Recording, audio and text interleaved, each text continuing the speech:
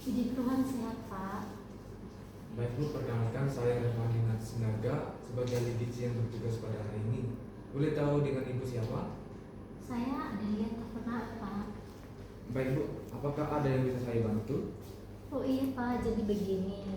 Tadi saya dirujuk untuk hari gizi dikarenakan bila saya kurang dari 22,5 cm. Saya ingin konsul bersama Bapak mengenai asupan makan yang baik untuk memenuhi asupan kebutuhan saya, Pak, selama kehamilan ini. Oh begitu ya Bu. Ibu Adel tidak usah khawatir ya, kita selesaikan permasalahan ini bersama-sama. Baik Bu, sebelumnya saya mau izin dulu sebelum melakukan tindakan. Setelah ini kita lanjut ke asesmen data dan pengukuran antropometri. Apakah Ibu bersedia? Baik, Pak, saya bersedia. Oke Ibu, tidak usah khawatir ya, di sini saya menjaga kerahasiaan data yang saya terima dari Ibu. Oh iya, Pak, puji Tuhan. Terima kasih ya, Pak.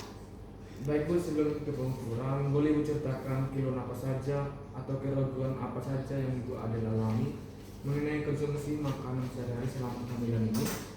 Jadi begini, Pak, saya setiap makan selalu dengan nasi 1 centong. Lauk pauknya kadang cuma sama telur saja karena suka konsumsi sayur sup. Kalau buah jarang-jarang sih, Pak. Wah begitu ya Bu, nanti kita sama-sama cari solusinya Ibu. Oke, sekarang kita melakukan pengukuran tinggi badan dan juga berat badan serta ukur ulang lingkar lengan atas Ibu ya. Iya, Pak, boleh.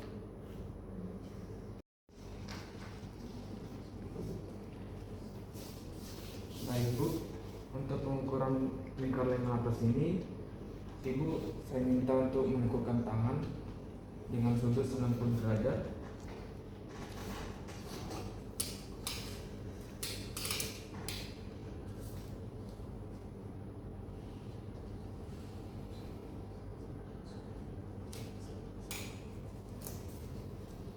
Baik Bu, lingkar lengan atas Ibu itu panjangnya 20 cm. Baik, Pak, terima kasih.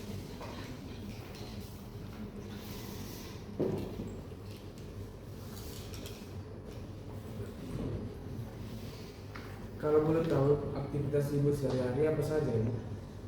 Sehari-hari saya hanya melakukan pekerjaan rumah sih, Pak, dan belanja sayur itu di gang depan rumah. Wah iya Bu, jadi termasuk sedang ya Bu aktivitasnya. Baik Ibu, sembari saya menghitung kebutuhan Ibu, ini ada leaflet, boleh Ibu baca-baca dulu ya. Pak,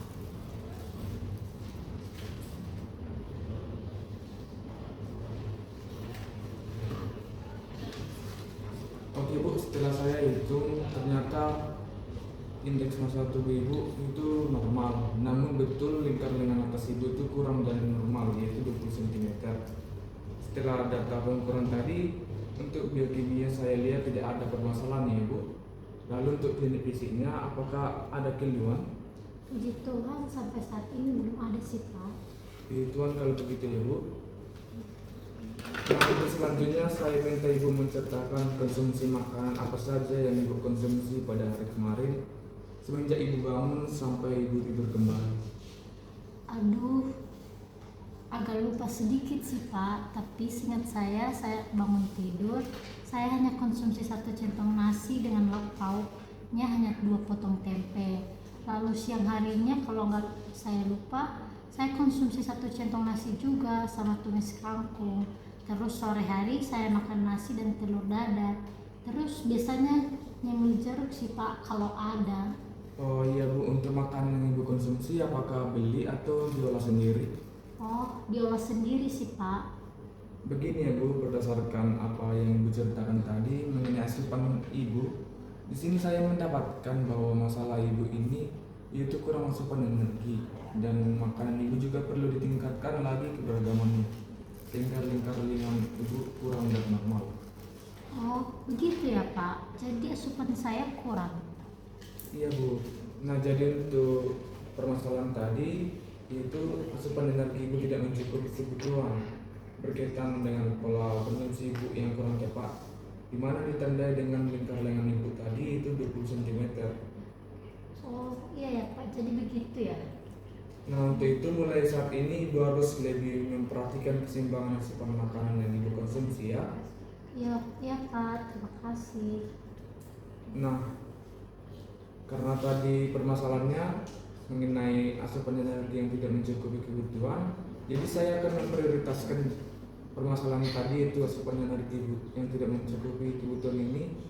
Dan untuk solusinya nanti saya akan jelaskan bahan makanan dan juga makanan yang tidak dianjurkan dan juga yang dianjurkan, lalu contoh menu yang ibu bisa terapkan di kedepannya nanti ya. Baik Pak. Nah Bu, dengan adanya permasalahan ini dapat mempermudah kita untuk menentukan masalah gizi utama apa yang harus kita prioritaskan untuk mencari jalan solusinya. Oh iya Pak, jadi bisa lebih spesifik ya Pak mengenai permasalahan yang saya alami. Nah betul seperti itu. Jadi Bu, berdasarkan permasalahan tadi dapat mendapatkan intervensi, di mana intervensi ini bertujuan untuk melakukan perubahan sikap dan kebiasaan ibu terkait perilaku gizi agar status pengukuran lingkar lengan ibu mencapai normal. Oh iya ya Pak. Nah Bu, dengan ibu sudah ada niatan untuk melakukan konseling ini, sudah sangat baik. Saya mengapresiasi itu, dan juga kerjasama dan kejujuran ibu dalam memberikan informasi juga mempermudah kita untuk sama-sama mencari jalan keluar dari permasalahan yang ibu alami. Wah, iya ya Pak. Saya menjadi semakin termotivasi dan bersemangat untuk merubah kebiasaan makan saya.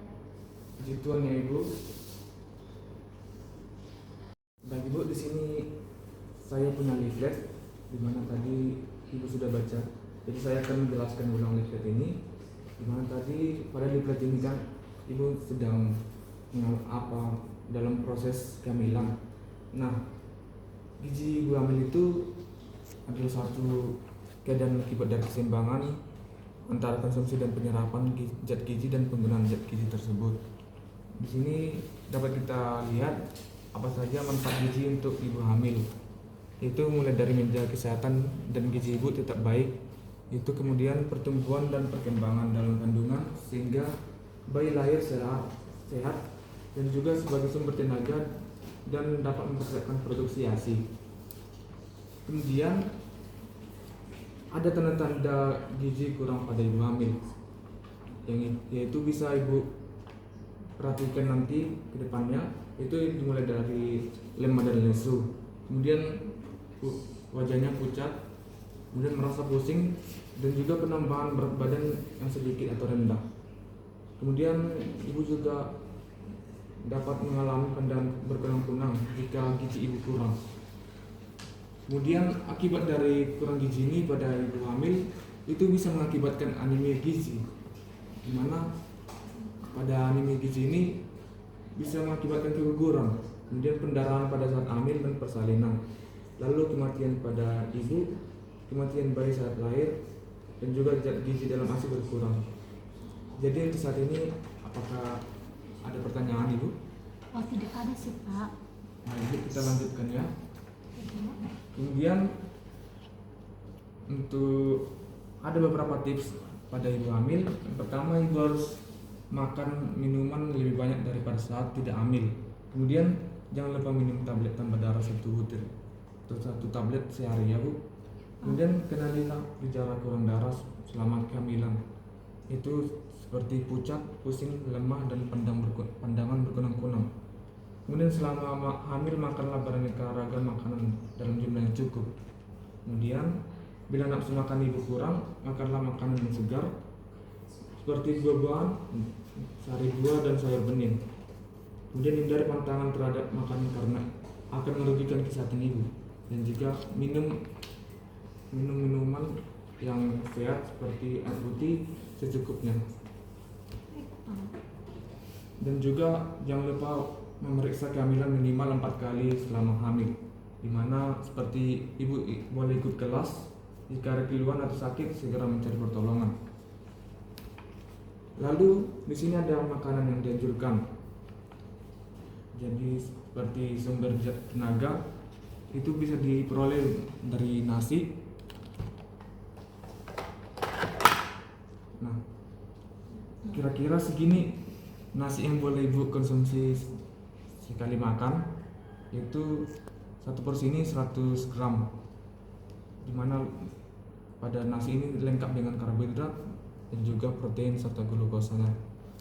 Kemudian ada beberapa lagi sumber zat tenaganya bisa ibu peroleh dari umbi-umbian dan juga seperti umbi-umbi yaitu ubi kayu atau singkong. Kemudian bisa ibu peroleh dari jagung.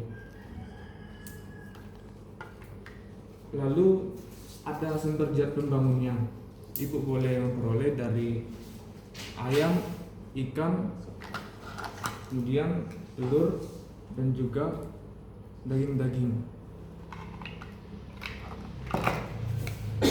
Lalu pada sumber zat pembangun ini itu terbagi menjadi beberapa jenis ibu. Itu seperti protein pada hewani dan juga protein pada nabati. Nah, protein hewani ini dikategorikan seperti pada ikan, kemudian ayam dan juga telur. Kemudian untuk yang nabati ibu memperolehnya melalui tempe dan juga tahu. Baik Pak. Selanjutnya sumber zat naturnya ini itu seperti sayur-sayuran dan juga buah-buahan. Nah, saya lebih merekomendasi ibu untuk mengkonsumsi sayur-sayuran yang berwarna hijau, dikarenakan pada masa kehamilan ini ibu harus mengkonsumsi makanan atau sayur-sayuran yang tinggi zat besinya supaya ibu tidak kurang darah. Baik Pak. Lalu Bu, di sini makanan yang tidak dianjurkan seperti susu dan keju yang belum dipasteurisasi. Nah, ibu, apakah ibu sudah tahu apa itu pasteurisasi?